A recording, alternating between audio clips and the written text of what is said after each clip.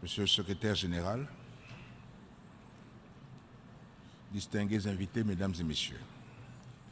Monsieur le Président, tout d'abord, permettez-moi de vous féliciter chaleureusement pour votre brillante élection à la tête de la 72e session ordinaire de l'Assemblée générale des Nations unies. D'ores et déjà, je tiens à vous assurer du soutien du Gabon dans l'exercice du mandat qui vous a été confié. Je tiens également à saluer le travail appréciable de votre prédécesseur, l'ambassadeur Peter Thompson.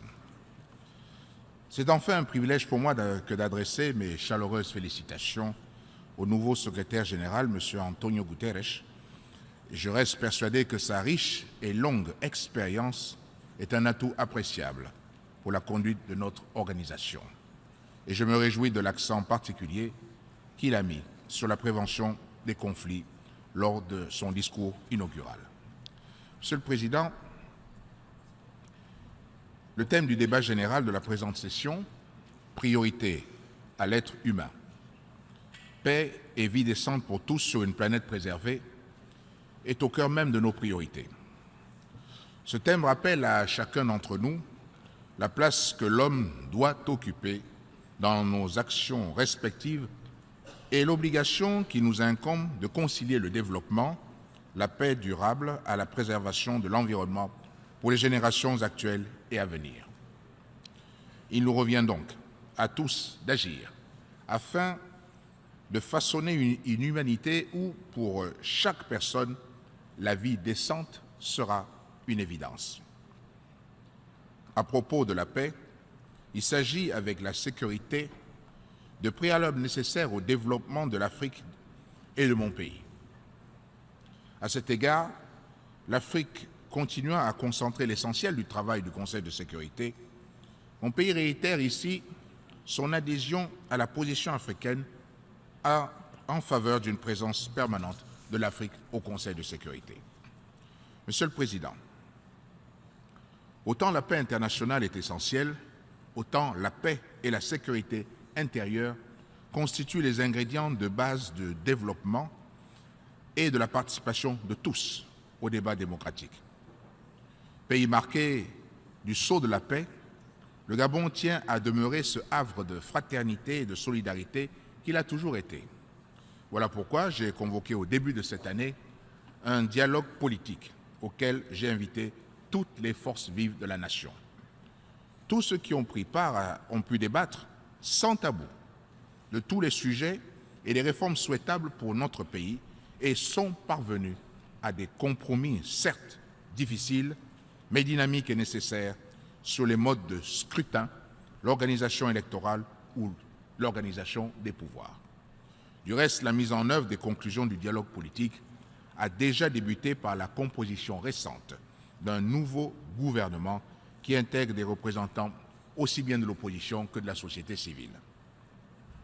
Monsieur le Président, avec l'adoption des objectifs du millénaire pour le développement, OMD, et les objectifs du développement durable, les ODD, notre organisation poursuit ses efforts de mobilisation de la communauté internationale pour offrir à l'humanité une vie décente dans une planète préservée. Mais au-delà des proclamations, l'heure est venue de donner à notre organisation les moyens de son action, à travers des financements prévisibles et pérennes pour la mise en œuvre des ODD. S'agissant du Gabon, le nouveau gouvernement a pour cadre d'action la vision d'un Gabon émergent à l'horizon 2025 qui s'inscrit dans la problématique du développement durable et la diversification de l'économie nationale. Cette orientation qui vise à réduire la dépendance envers les industries extractives et la volatilité des cours des matières premières se matérialise déjà à travers un tissu industriel créant emploi et richesse. La zone économique à régime privilégié d'un COC. Monsieur le Président, la crise qui frappe la planète n'épargne pas le Gabon. Elle s'y traduit par un ralentissement de l'activité économique ayant un impact négatif sur l'emploi et notamment celui des jeunes. Pour y faire face, le gouvernement a adopté un programme de relance économique devant impulser une dynamique économique nouvelle sur la base de mesures d'ajustement budgétaire, de développement des infrastructures et de promotion du secteur privé en tant que levier de la diversification et de la transformation de l'économie. Malgré tout, mon gouvernement s'efforce d'offrir aux Gabonais des conditions de vie meilleures par diverses mesures allant de la réduction des prix des denrées de première nécessité à la construction d'hôpitaux.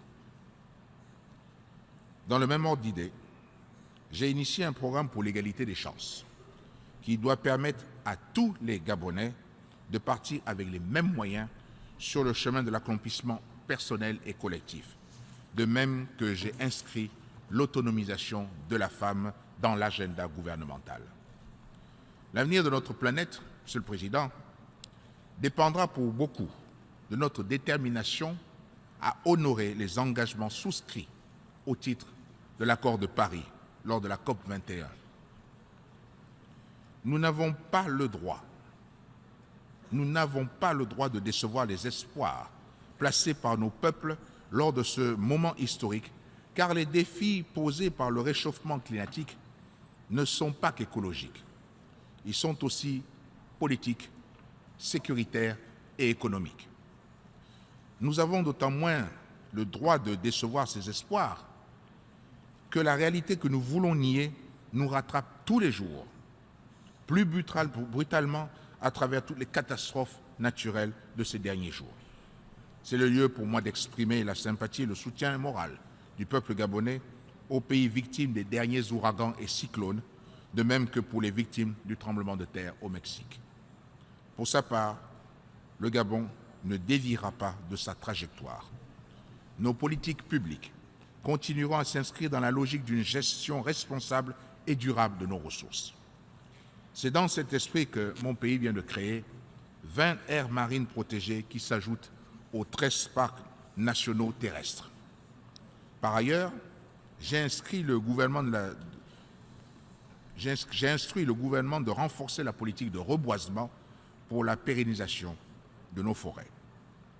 Monsieur le Président, au regard de l'engagement permanent de mon pays pour ces questions majeures, j'ai accepté d'assumer la coordination du Comité des chefs d'État et de gouvernement africains sur les changements climatiques, le CAROSC, avec la charge pendant 2 ans à la suite de mon frère égyptien, le président Al-Sisi, de porter la voix de l'Afrique dans toutes les négociations en matière de changement climatique.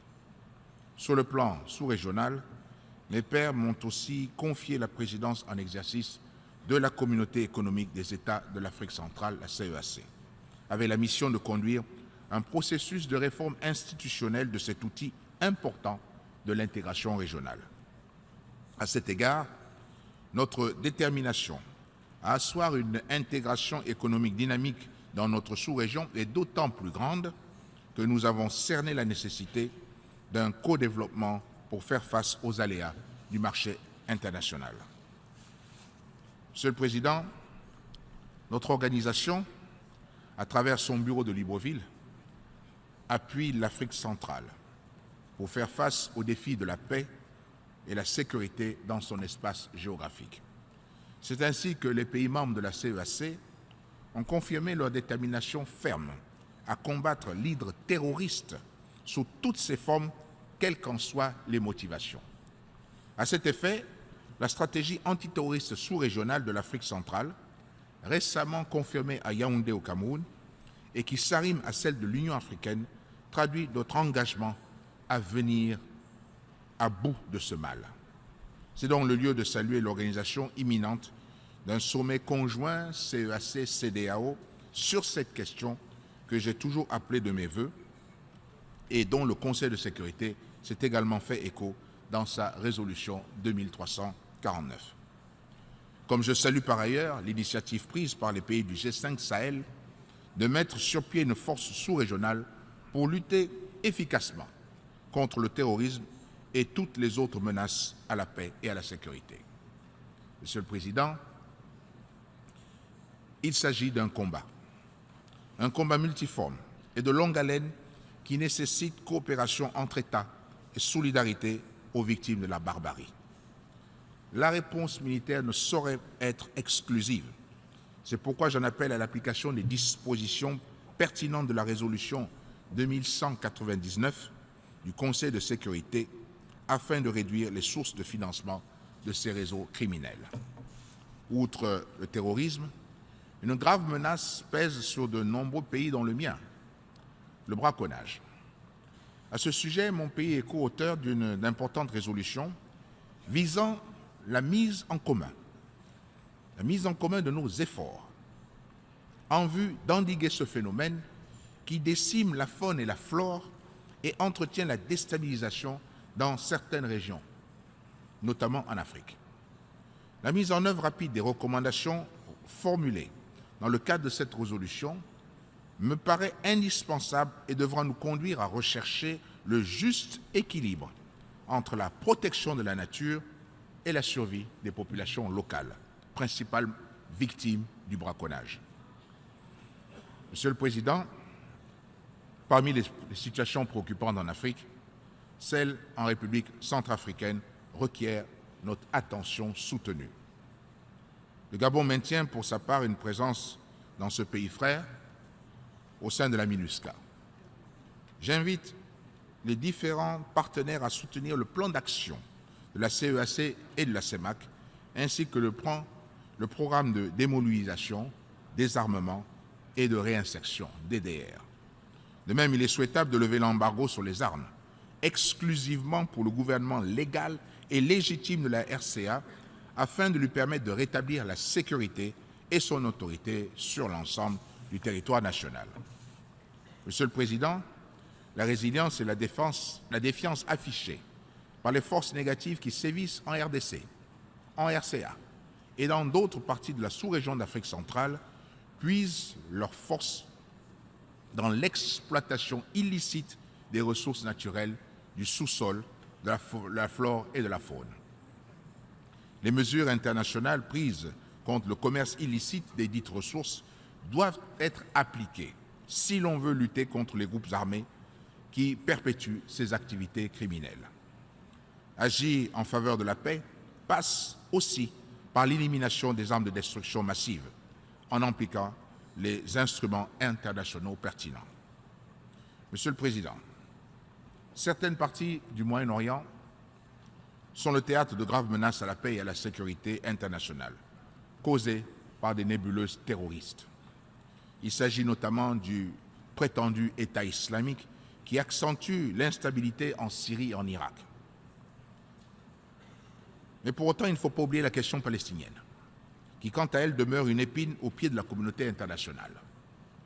À mon sens, la reprise des pourparlers directs entre les deux parties reste la voie incontournable pour parvenir à une solution. Je ne peux donc qu'apprécier à leur juste valeur les efforts des États-Unis et de la France pour tenter de relancer le processus de paix. De même, au regard des récents événements dans la péninsule coréenne, le Gabon, qui demeure fermement attaché à la paix et à la stabilité dans cette partie du monde, appelle au respect strict des résolutions pertinentes du Conseil de sécurité. Monsieur le Président, un drame humanitaire d'ampleur est en train de se produire sous nos yeux. Je veux parler de la situation des Rohingyas en Birmanie. En effet, au XXIe siècle, il est inadmissible que des hommes, des femmes, des enfants perdent la vie ou prennent la route de l'exil au seul motif d'appartenir à une communauté religieuse. La conscience universelle qui incarne cette Assemblée ne peut et ne doit l'accepter.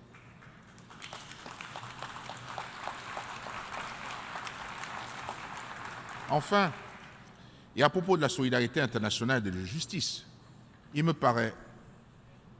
serait que justice, Monsieur le Président, que soit levé l'embargo qui frappe Cuba depuis plusieurs décennies.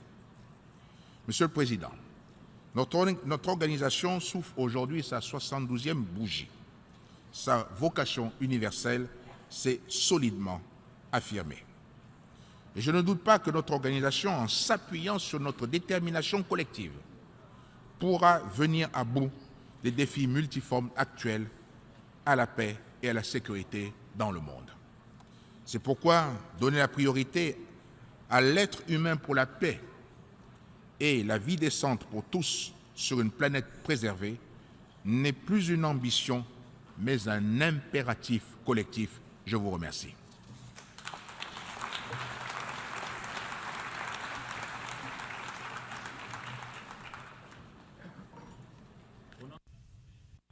Au nom de l'Assemblée générale, je tiens à remercier Son Excellence Monsieur Ali Bongo Ondimba, président de la République gabonaise, de l'allocution qu'il vient de prononcer.